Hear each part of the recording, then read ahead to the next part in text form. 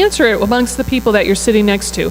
The first law we're going to talk about is the law of sacrifice, that a leader must give up to go up. So my question to you is, what sacrifices have you made, or what sacrifices have you seen other people have to make to get where they are today? So I'll let you guys talk a little bit while we get a little more situated, talk amongst your little neighborhood, and see what you come up with.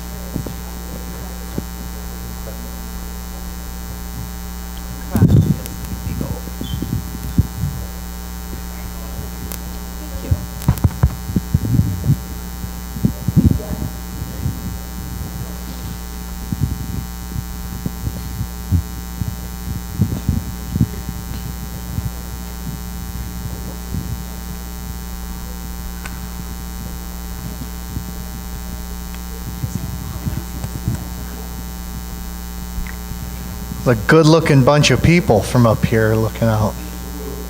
Good looking. John's offering me his glasses. Good looking. Okay, what are you coming up with? The law of sacrifice we're going to start out by talking about tonight. A leader must give up to go up. What have you given up to get where you are today? Or what have you seen others give up to where they go? Free time. Giving up free time for what? Okay, so you're giving up your free time to do your studying for your degree.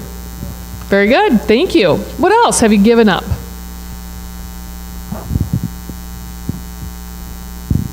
Pay cuts? When you give up a pay cut, what are you getting? Is it worth it? That's a good answer. That's a good answer. Pay cuts. Sometimes we have to take a pay cut because of God's direction and His timing. Very good. What else do you give up? Brother John? Was that your hand? No. You give up your personal time to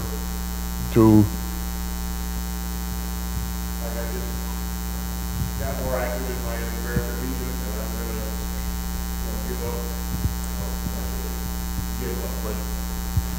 some personal time to do honor guards on funerals and things.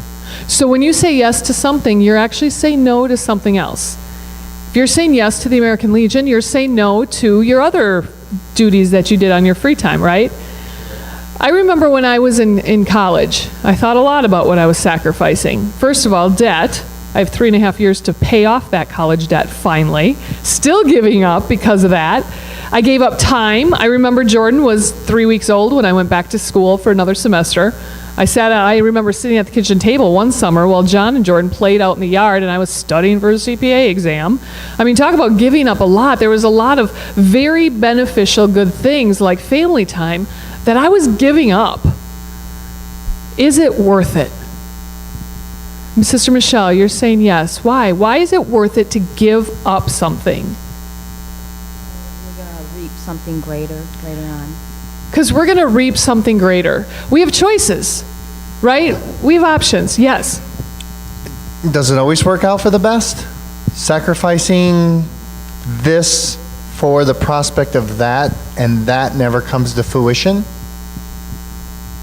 I mean, I guess I want to play the other side of that we'd like to think that I'm going to give up this because the opportunity over here is going to be much better.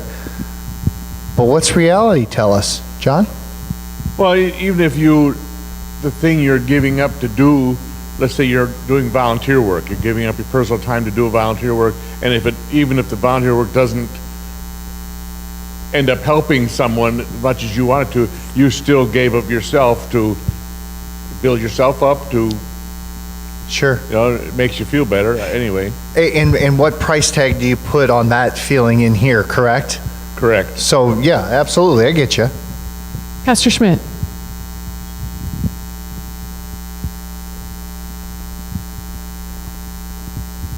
I think that sometimes, too, in the kingdom of God, of course, the Lord said that, His word especially won't return void, and when we reap what we sow, or we sow into the kingdom of God. I think sometimes we make sacrifices, and, for instance, if you're thinking even just different local church-wise, you may make a sacrifice in investing in people, but then they may go and serve somewhere else and be a blessing to somebody else. So you may not see it immediately, but eventually at some point, God is going to bring that return to you. So I think that sometimes it can be challenging, but the Bible encourages us not to grow weary in well-doing, because in due season we'll reap if we faint not. Sister Vicky. This might not be, a church perspective, really, but at least you've tried. You've tried to do something to better yourself. As long as you're trying to go forward, you're not going backward. Does that make sense? Absolutely. As long as you're trying to go forward, you're not going to go backwards or stand still. We're always moving one direction. I always love it when Sister Schmidt, do you have a thought? Careful of is when you're sacrificing for the wrong motive. Where you got to really be intentional with where you want to sacrifice.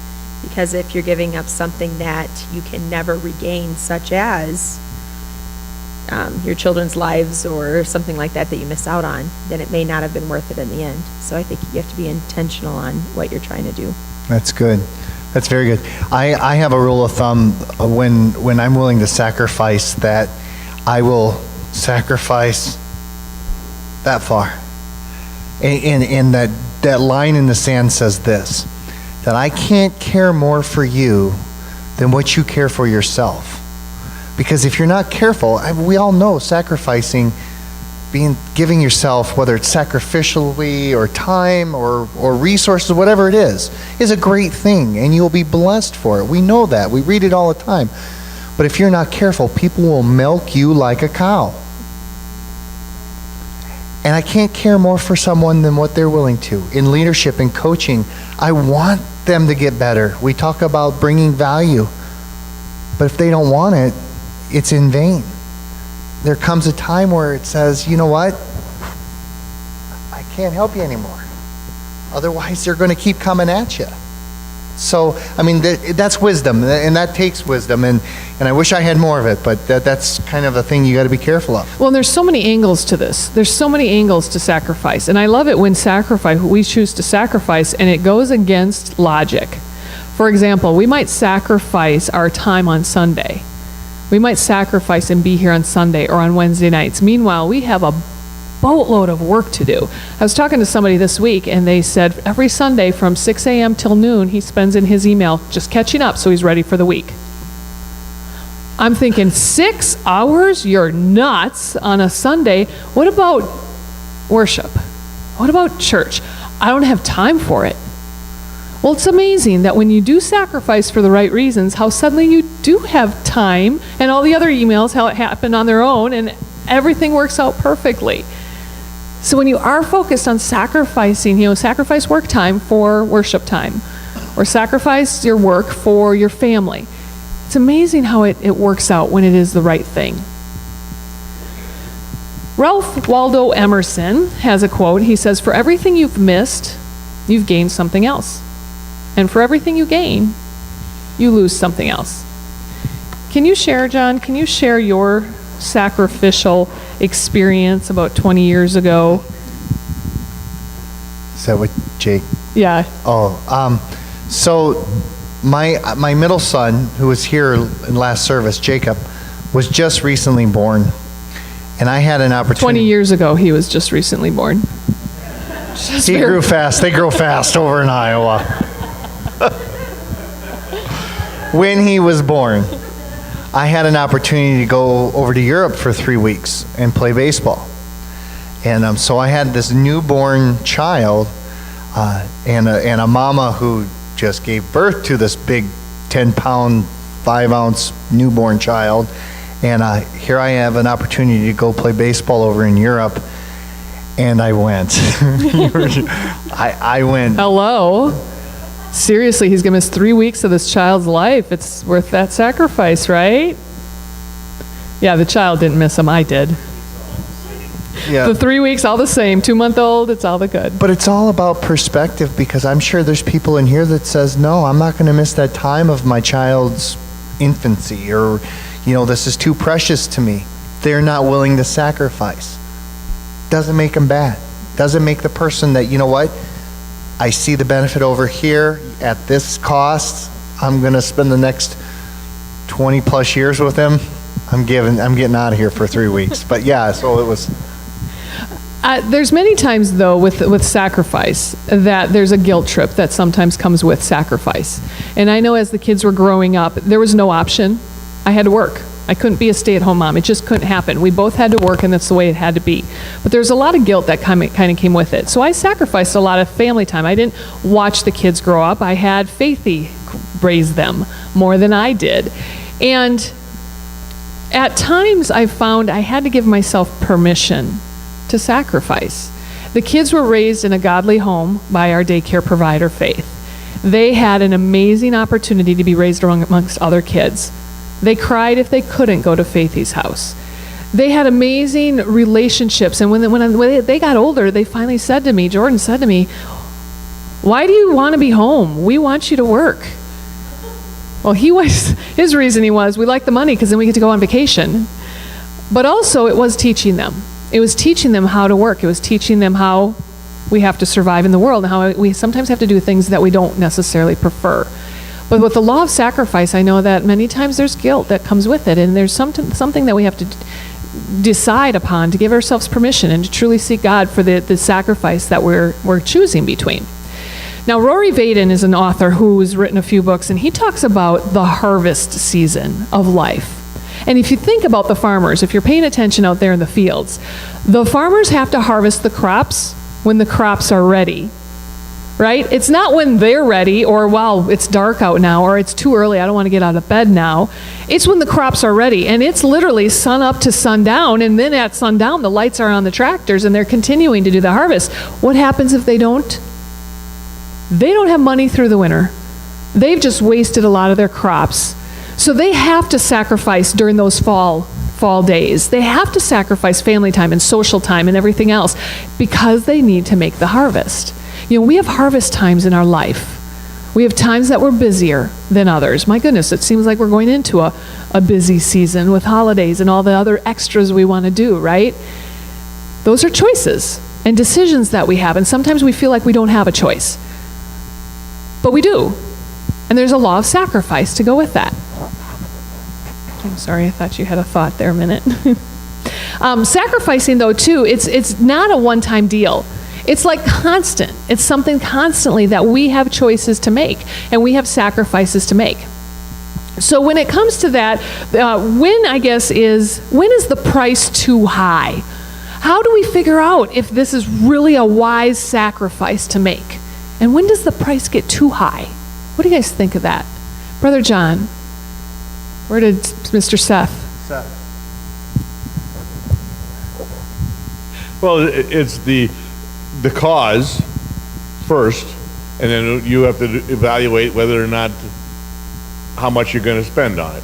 You know, just like the book was talking about Martin Luther King Jr. You know, that he thought it would, well, he sacrificed everything for that cause, even his life. Was it too high of a cost? Not to him, it wasn't. Not to him. That's kind of crazy. Thank you. When else? When is it too high of a cost? When it's not right according to God's plan. Sometimes there's no right or wrong answer to the sacrifice, and there's no, this is not God's plan. It could be both. That's when I think it gets really difficult, because I can't just go to the Word and God's not giving me that don't do this answer, and now I have to make a choice. So what other triggers do we pay attention to realize maybe the cost just got too high? Ethan. We were talking about last week. So if number one is already taken care of, then you have to move to number two. And if that's taken care of, then you move to number three to make your decision. So looking off of a priority list to help you with those decisions. Last night I sat in on a training module, and they made this was, if there was a light bulb, it would have came on while he was teaching this, because they said this. They said, sacrifice is determined by the bridge that takes your why power to your willpower. Now I'll explain that. When you're doing something and you understand the why of what you're doing, you want to talk about generating strong willpower?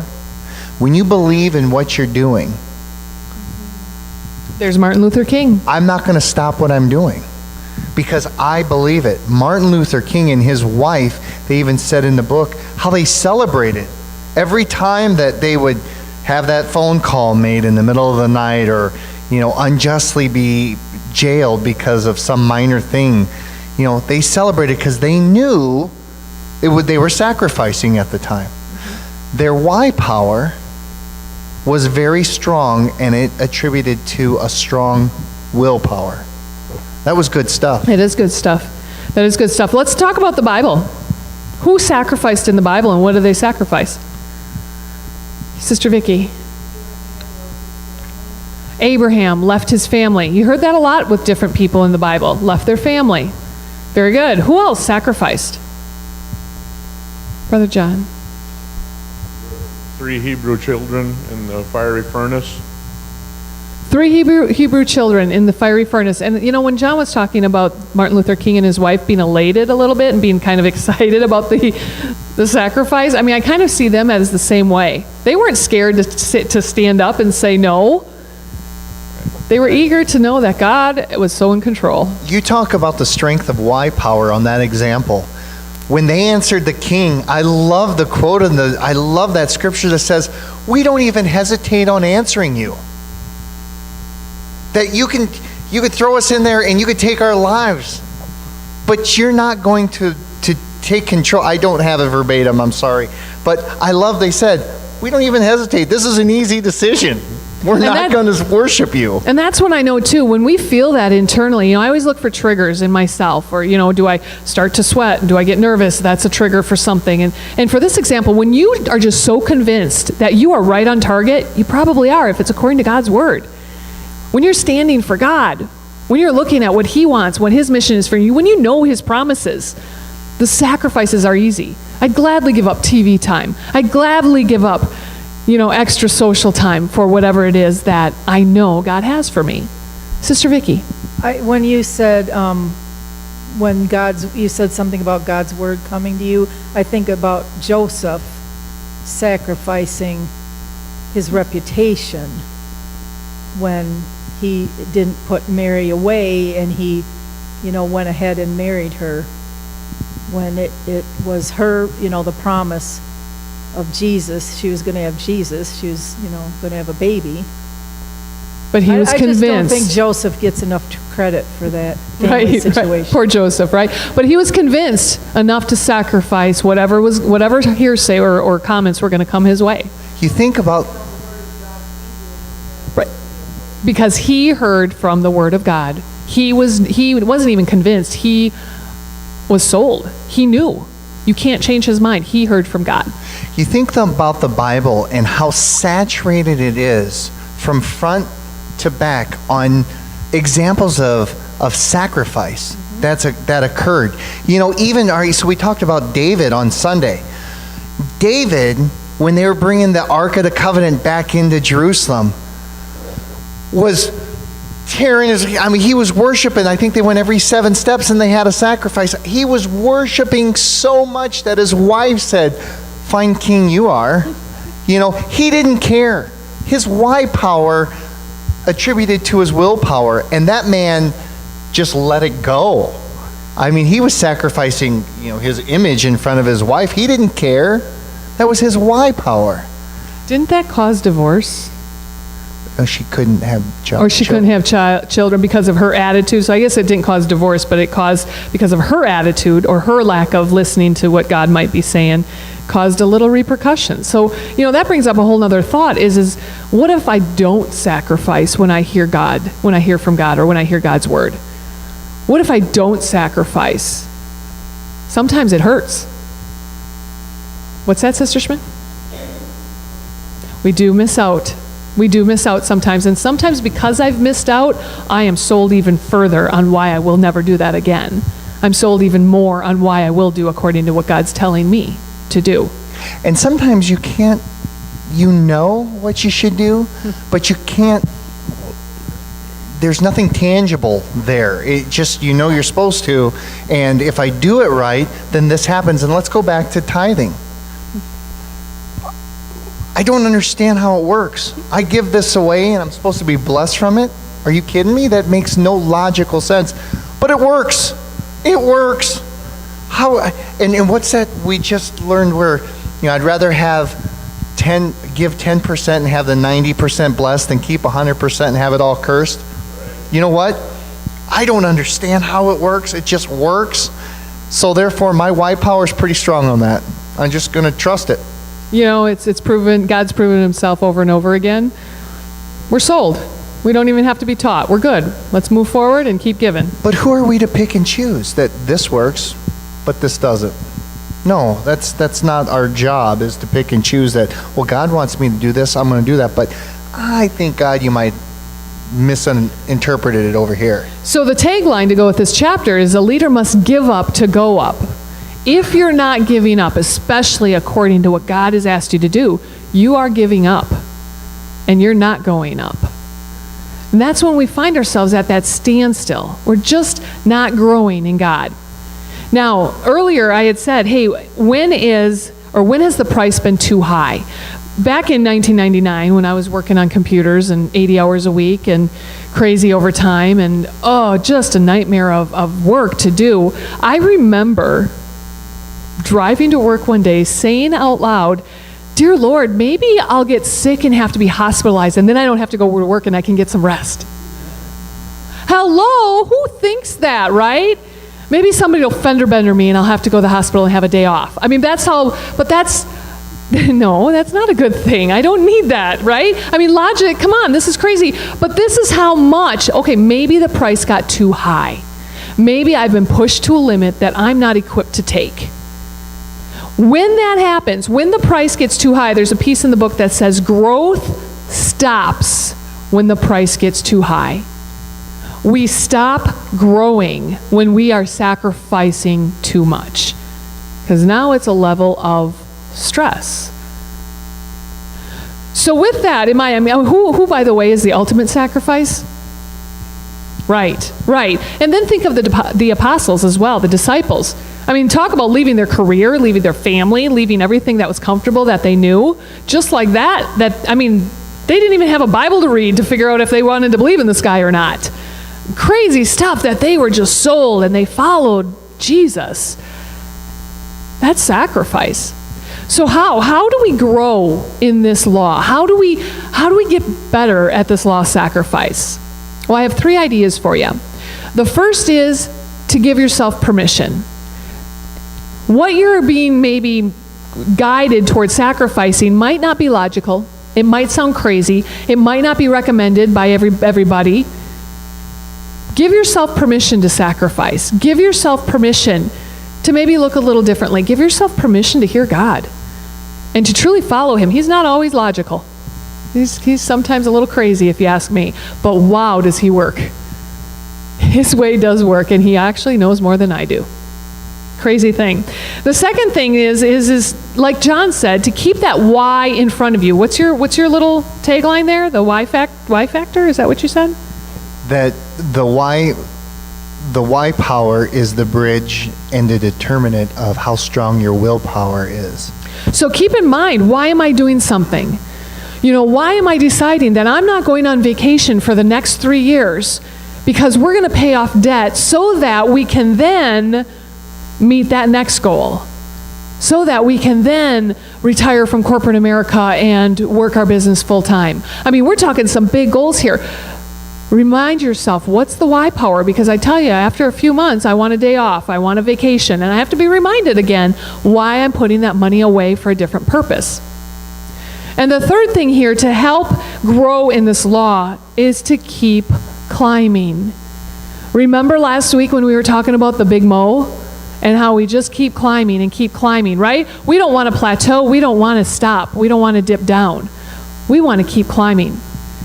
Now, before we move on to the next law, I just want to share this huge revelation that I had today.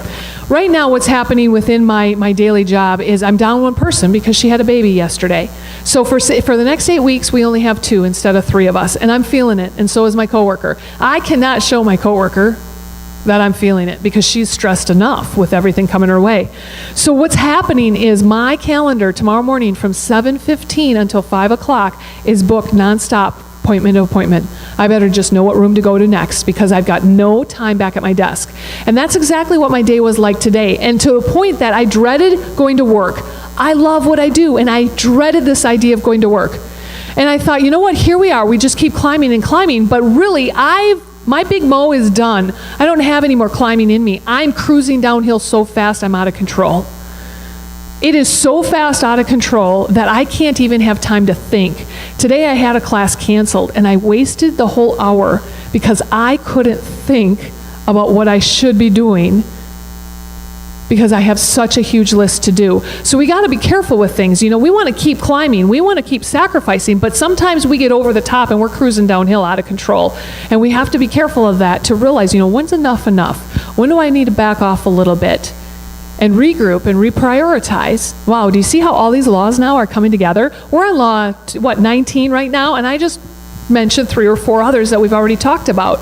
But do you see how this all comes together? We have to balance it with everything and not allow ourselves to be all in out of control zone here. Keep sacrificing, but know when enough is enough, and maybe you hit it too hard and you need to back off to find that balance again. What are you guys' thoughts on the law of sacrifice? Do you agree with it? Have you seen it in your life where you, in order to go up, I've had to give up? You guys have seen it? So this resonates pretty well with you? I do want to, Pastor, did you have something you want to add? I know I've shared this preaching before many times, but there was a time when I was working on my house and trying to get the basement done because we had a baby coming and we had to get all this huge construction project done. And I was thinking the night before everything I had to get done. I had to, go to the store and get this stuff and trying to do all this stuff myself, and how was I going to hang the drywall and do everything. And I just decided that morning when I got up early, I'd taken the day off, and I just decided I was going to pray. And I prayed for longer than I intended. I prayed for 45 minutes to an hour. And the whole time I had to keep reminding myself this isn't wasted time, and kept on thinking I should be doing stuff and all that. And just kept praying. And then when it came time to start work, phone rang, and it was Brother Jamie, and he said, "Hey, I got the day off. Are you working on your house today?" And I got twice as much done easily as I would have if not. That's fantastic. Now, we talked about the big mow last week. I think it was last week. They're kind of running together a little bit. And something that Kathy talked about is, you're climbing, and then we always tell our kids, because they like to study a lot near the end of the semesters, and they cram and they stay up all night. We always tell them that if you don't stop or take a break, your body will force you to take a break on their terms, and it's never a good situation. I do want to caution about letting John, I love your illustration, again, taking your foot off the throttle when you get the momentum. Because remember this, as we're climbing nonstop to get better, it's uphill, and uphill takes a lot of work. So if our mentality is for 4 days, I've been climbing uphill and I get to have a day off and I'm not doing anything, all of a sudden we start going downhill. Do you go faster uphill or downhill? So would logic tell you that maybe 1 day of doing nothing and coasting downhill could be equivalent in distance as 4 days of going uphill? So we got to be very mindful. We got to be wise. We have to be wise that everything we work for could get wiped out. And it's all about self-discipline. It's all about being smart with where we're at. I can't afford to take a break when it comes to this stuff because I've got to continue to get better. If what I want to do every night, did I bring value to someone? And how did I bring value to? When I ask myself that before I lay my head down, I don't want to answer no. I want to say yes. I can't take my foot off it. But you got to be wise. So it's kind of a catch-22. That's why sacrifice is never done. It's not a one-time payment. It never ends. We're always sacrificing. We're always growing. We're always seeking the direction God has for us. All right, second law of timing. Law of timing. Brother John and I kind of talked a little bit out in the foyer area. And so I'm going to ask this question. It's actually a question I had queued up, but I didn't tell you out there. Is give me a time when timing was absolutely perfect for what you were doing. You couldn't have positioned it any better that I was here and this happened, and had I been one step away, it wouldn't have happened that way. And I'll give you an example as Sister Vicky's got her hand up. Remember that story that we just talked about a month ago about that one person that went out on their porch and they waved? God told them to go out on the porch and wave. So this person was out waving. And what happened? Do you guys remember the story? Yeah. The guy drove by? Yes. It saved someone from committing suicide. Kathy says it's illogical. Good thing is God is not carnal, so he has no limitations, whereas we are. But it makes no sense, but we do it. Perfect timing. She came out or had the tire shoes and the car drove by and she's out waving. Who knows? God's timing was perfect, wasn't it? Timing was perfect. Sister Vicky. So we had been looking for a house to buy in Blanchardville. But circumstances happened, and we needed to then switch gears and look for a house in Monroe. So Thomas and I had picked out some houses to look at, and we called our realtor and said that we wanted to look at a few houses in Monroe instead, just to see if it was potential to buy something in Monroe. So our realtor, we met the next Sunday after church and looked at these houses, and he said, well, I could set up 3 appointments, but the 3 houses that you had, one of them I couldn't get an appointment with, but I have one that the sellers called me the same day that you called me. So we looked at that house, looked at it again on Wednesday, and put the offer in the next Sunday. It was perfect. That's awesome. That is an awesome story.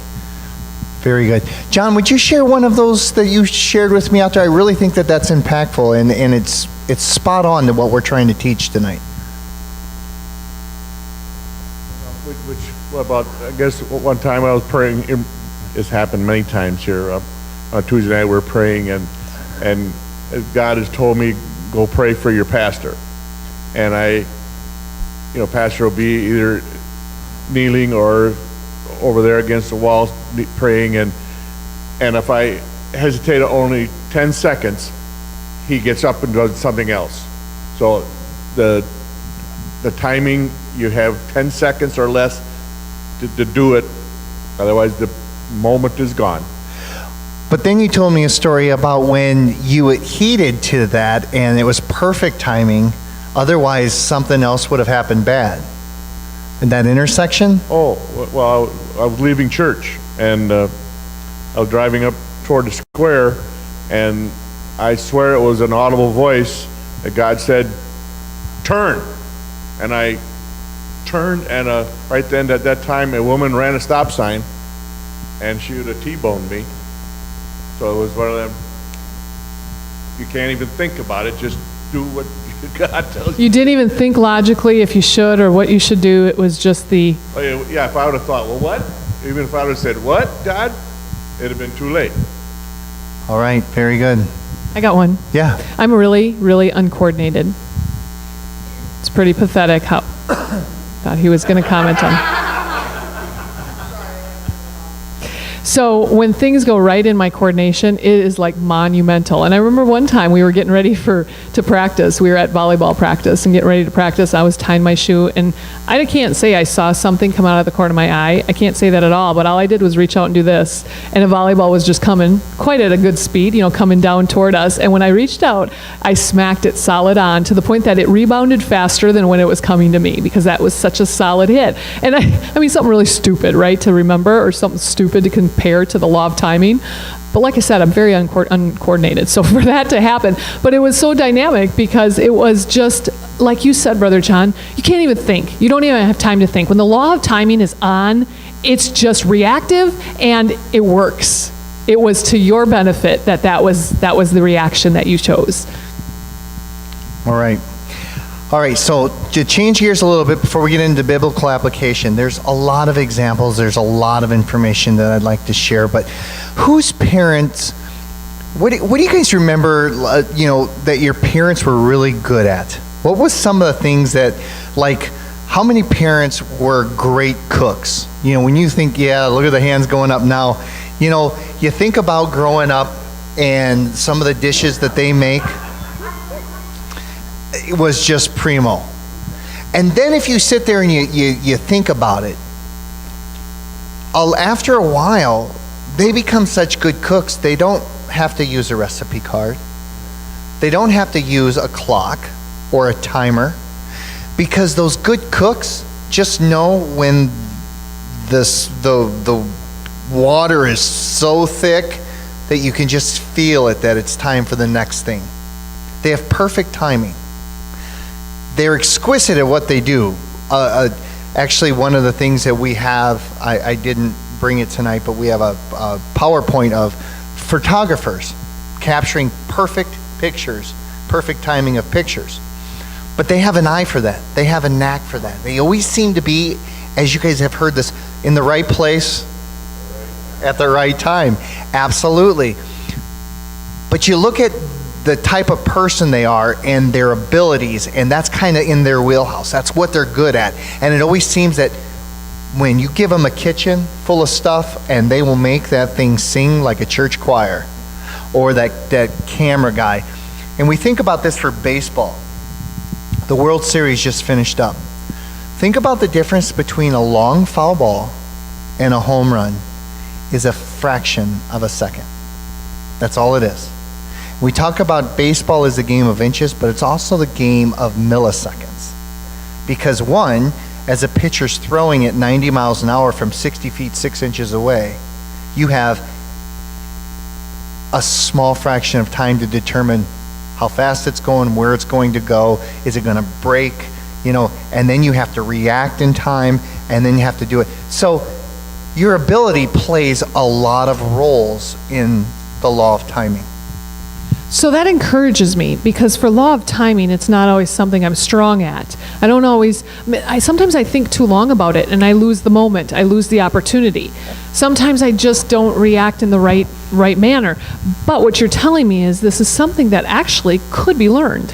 It can be learned, and that is an absolute perfect segue without rehearsing this, because this is my next point that I wanted to make. The law of timing favors highly natural-born leaders and not learned leaders. Now, learned leaders, as we learned from the law of the lid, you have potential and you can get better, but it takes a lot more work. With timing, just like that hitter, the baseball hitter, or that good chef, or the good photographer, a natural gift puts you ahead of the ball game. You can anticipate better. Some of the things they talk about in this chapter, John talks about, is the wrong action at the wrong time leads to disaster. And that's where the people that follow you suffer, and your leadership could suffer. The right action at the wrong time could bring resistance. The right action at the wrong time could bring resistance. They may not buy into what you're talking about. So there's detriments to both of them. The wrong action at the right time can be a mistake. You just might not be the best for the situation right then and there. But then the right action at the right time, the result is success. And that's where sometimes you literally have to take that puzzle and throw it on the table, and all the pieces land into the right spot and it's all together. Doesn't always happen. And if it did happen, everyone would be a leader. But they're not.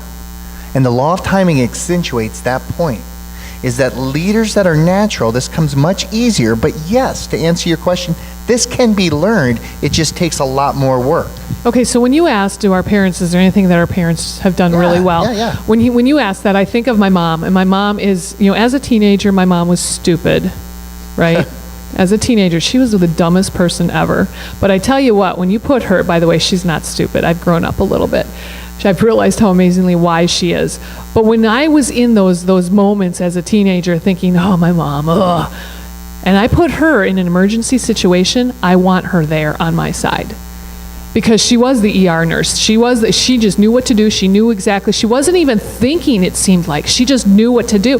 That was her natural ability. That was just in her. Yeah, she went to school, but she went to school because it was her passion. So, some things I'm like, oh, Mom, that just was the wrong timing for that, or that wasn't smart to say or do when my friends are around, or whatever. There were other times that there better be nobody else around me but my mom, because she knew that she had the timing down pat for whatever emergency necessarily we were in. That's very good. Winston Churchill said this before we get into, then we're going to get into the biblical application of this law of timing. He said, there comes a special moment in everyone's life, a moment at which a person is born.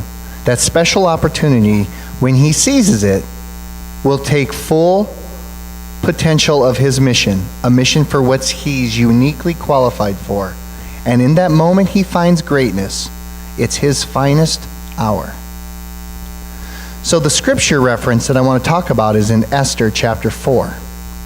And this is the dialogue between Mordecai and Esther about saving the people, the Jews. And Mordecai is kind of Esther's little angel on the shoulder, for lack of better words. And we see so many things happen in the dialogue here. Again, that's Esther chapter 4, and it's actually verses 6 through 17 of perfect timing, both for her and for him being there with her. Okay? So I just want to talk a little bit about, if you'll indulge me, let me just kind of talk about it, and then I'm going to open this floor up to you guys, and I want to hear some of your insight on this, okay? So if you don't seize the moment that's in front of you, your fate will be like the rest of the crowd. Mordecai reminded Esther that even though she was the queen, her fate would be no better than the other Jews had she not fulfilled the obligation that God gave her. Mordecai was the one telling her this. If you don't seize the moment, God will replace you with someone else. So God always gets his way. God's will be done. I mean, that sounds silly for even a human that, that you talk about that clay, that pot. Ask the potter, why so have you made me this way? What? It's none of your, because I designed you that way. But yet we do that all the time. We think with our 10% of our brain, we know what's best. So we'll question God. But if you don't do it, he's going to push you out of the way. And he's going to put the right person in. Mordecai reminded Esther of this as well. If you don't seize the moment, you could miss out on the mission of your life. Just like Winston Churchill just said, when is our finest hour? Some people might have already had it. Some people, it could be there tomorrow. I love the story that said this, that there was a person that was speeding on the highway, and this person ends up getting pulled over by the cops. And the cop walks up and says, "Ma'am, I've been waiting for you all day." And the lady looks up and says, "Officer, I got here as quick as I possibly could." Still got the ticket, but I thought that was pretty witty. You can miss out on the mission of your life, but we have to be receptive to what our mission is. When it comes, you better know what it looks like. We use that example of if you're at the airport and you're waiting for someone, you got to drive them to work or whatever. There's two things. I can hold the sign and wait for the opportunity to come to me, or I can do research and find out what that opportunity looks like, and I can go out and find it so that I know what it looks like when it comes to me. I'd rather do it that way. Because if you don't know what it looks like, it could go right by you and you're just like, I can't wait for it to show up. If you don't seize the moment, you could lose more than just the opportunity. Mordecai reminded Esther that if she sat back and did nothing, she could lose more than the chance to do what's right. Even if it was costing her life, she could save the people. Or at least she could go forth and do the best she could Remember, you're going in that day before the king. All you had to do was just hit a staff on the ground and you're beheaded. You didn't have any rights. So she took a big challenge. She took a big chance. But that was her position for that time. That was her finest hour. If you don't seize the moment, sorry, I'm going to reread it again. It was so good the first time. So make sure that the needs around you as a leader you're aware of. You need to continuously have your finger on the pulse of the people you lead, whether it's yourself, your family, or an organization. You got to know the pulse of the people that you're leading. That gives you intuition as well. We talk about timing, but timing can sometimes be synonymous to intuition. If you're standoffish and I don't know, think about a pastor who doesn't have time for his congregation. He's doing administrative work. Where's the pulse of your congregation? You know, that's position. That's not your heart into it. Does this make sense? Is this okay? Pastor, do you have a comment?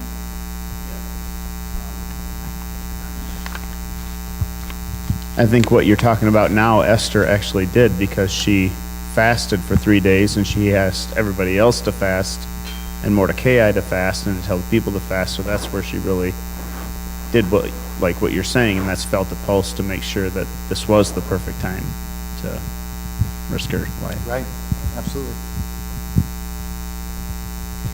I always think of something you say all the time is such a time as this. For such a time as this. And I think you've talked about it before is, you know what, 20 years ago for President Trump to be the president would have been crazy and unheard of. He's the president today because of the time we're in, for such a time as this. You know, back when Abraham Lincoln was president, he had failed his political runnings multiple times in different arenas and then was elected president for such a time as that. So when you're looking at timing, you know, sometimes you are too early. President Lincoln was just too early for all the different things he was trying to run for. But when the time was right, he was staged and ready. And sometimes we don't have the right timing. Sometimes we do have the right timing because we're naturally gifted in it. Sometimes we could learn the right timing. Sometimes we have to just keep trying because the timing is going to catch up and it's going to connect. To seize the opportunity, you need to realize that influencers are behind you. She came to value Mordecai's opinion so much that once she established her throne alongside the king, she kept Mordecai there for more counsel. She realized that she wasn't in it by herself. That successes happen underneath you, in that Mordecai convinced Esther about the right time to approach the king. He had her back. And her successes then gave her confidence in the future. And now all of a sudden you're seeing the big mo going on. And then finally, you have to see the opportunity where the courage is within you. Esther demonstrated tremendous courage time after time, always leading, even in times of fear. Now you think about that. Think about when you come to that crossroads, there's anxiety. We talked about the law of sacrifice. Is this really what God wants? Am I in God's will? Does he really want me to do this? My last $100 in my checking account, and pastor's calling for a sacrificial offering. Do I really want to give it? That's kind of anxiety, right? I mean, let's just get real. But remember scripture that says, having done all else, stand. If you believe it's God's will, do it. Do it. And at the worst, you wake up tomorrow and guess what? Sun's still shining. Life's not as bad as you think it is. And you go to work and make another $100. Yeah, right. Yeah. So let's talk about how leaders see. How soon leaders see. If you have the ability and the law of timing on your side, how soon leaders see precedes what other people see. They just see things before everyone else. They see trends. They see a little break in the armor, if you will, of someone who is usually pretty solid. Someone who who you can always count on, and all of a sudden they walk in and their head might be down or something. The leaders see the red flag waving, and I'm going to go and address it before it becomes an issue. Maybe I said something to offend them. I see that. As a leader, you have to pay attention to what's around you. Leaders see before everyone else. Again, intuition. How leaders see. So the first one is how soon leaders see. The second one is how much leaders see. Leaders see more than other people. They don't just see it first, they see more. They hear more as well. You walk through the crowd. We always talk about to get to know, to have a connection, walk slowly through the crowd. Listen to what's being said. See the interactions. If these two people work together and they're both got their arms crossed and they're very cold to each other, see what's really going on there. So that there might be an issue there. And if it's an important and vital role in my company, I gotta talk to them both. Hey, what's going on here? What's the deal? So not only do we see early, but we see a lot more that's going on. So as a mother, I feel like there's definitely mother's intuition, right? There's definitely things that we know. Kids never did anything or said anything, but we just know. And I remember when the kids were younger, they would have an argument. Well, that's the last thing you really want to hear is a bunch of kids fighting, right? So we would make them sit at the dining room table, stare each other in their eyes, hold hands, and give each other a hug. Oh yeah, it was really popular. They loved it, right?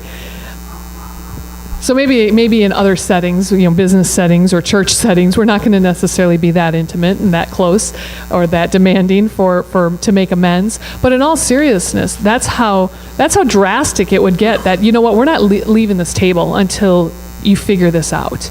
We're not going to allow the separation and divide amongst our family, and you guys ignoring each other for 3-4 days. It's not worth it. So figure it out, but until you do, make sure you just sit facing each other, looking each other in the eye, hold hands, and when you figured it out, I'll know it by the hug. Maybe we should do it in church. Maybe we should do it in business. Maybe we'll get to the actual, get amends made before it gets too bad. Sorry, sometimes I don't pick the right words. So we talk about, and we know this, and Scripture tells us the importance of not having aught one to another and getting things worked out. Because we always have tomorrow. If we don't figure this out, don't let the sun go down on your wrath. At least schedule a time to get that taken care of. Now, we talked about the biblical application. We talked about reality. We talked about real life situations. Now let's talk about personal application on the law of timing.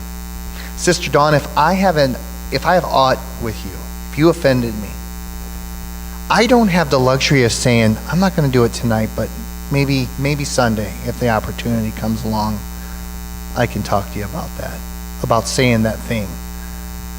You don't know what's going on in that person's life that gives you the luxury of waiting 3 days to discuss something. Just like that lady that sat out on the front porch and waved. Now that was a drastic situation. But we don't have the luxury of playing with the law of timing. When the time is right, seize it. Law of timing also applies with what not to do. We talk about you got to do something in the right time. And Kathy talked about her mom and just knowing certain timings, she was very cool, calm, and collective. But also her dad is on the other side of the coin, meaning he knew when the time was perfect just to shut up and not say a word because it wasn't right within him. Or maybe the opportunity didn't need advice at the time, just a shoulder, an ear. The law of timing is so big. If we can grasp the magnitude of the law of timing, it deals with everything that you do. Natural leaders know this. Learned leaders, people who are trying to get better, have to work at it. They got to be intentional. But there's a power in timing. Timing is everything. In success, in failure, in God's will. We have to understand the timing. And if you hear that audible voice, congratulations, I've never heard an audible voice. That doesn't mean I don't believe in God, but he has never talked to me audibly. But in the heart, take that chance. Take the chance that, you know what, that's not me talking. That's not the voices in my head talking. That might be God talking. And if you go, you know what, and you fail, so what? At least you did it, and God's going to honor you for that. He's going to know your motives. Law of timing is huge, guys. It is in every facet of your life. How do you guys take the law of timing, and what have you observed in yourself that's shown that, hey, maybe I've got it a little bit? Brother John, Seth. Well, like you said, the law of timing, like this incident I know God told me to go pray for my pastor, and I've hesitated, and the moment goes by, and you're cognizant of that, and so next time it happens, I better do it. You won't think as long? Excuse me? You won't think as long? Very possible, or maybe the third time, I've missed so many of them, I gotta go do it. So it's a learned thing that by error, you make a point to go forward. And you're paying attention to what happened before. You're paying attention to what you felt, what you thought, what you heard. So you are learning, because when you hear it again, you'll recognize, oh, this is familiar, and this is how I messed it up last time, let's just redo it. Right. And then as we read in Esther, the reference is, think about when Esther was doing what Mordecai told her to do, and all of a sudden the momentum started to build. Wow, God's hand really is on this. So that the next time something had to take place, maybe Esther was a little bit quicker to go to the king and say, and then that worked out. And then so you saw the momentum building. Such is our lives. God tells John to go up and pray for Pastor, and Pastor has his heavy burden with something, and Pastor turns around and you know what, John, I needed that. I'm going through this, and it was perfect timing, thank you. Is he going to hesitate the next time he thinks, wow, Brother Jason's must be really going through something? You got the momentum going, and now the timing is starting to work. One time I was working out south of Monroe, digging a hole in the ground, and I was having such a rough time, and I think I even came across my mind, I need my pastor, and Brother Putnam and Brother Schmidt drove up in the car. They were off the beaten path. I don't know, they would never normally come. I think even Pastor said, oh, we just thought about just going down this road just for a different way home. And I told Pastor Putnam at that time, it's the perfect thing to happen. It was the perfect timing. I needed it, and there you were. In our profession, we hear so much that, oh, you're a business coach. I hate that, because that puts the coach in a box, because you're never a business coach. People are habitual people. They do the same thing, whether they're at work.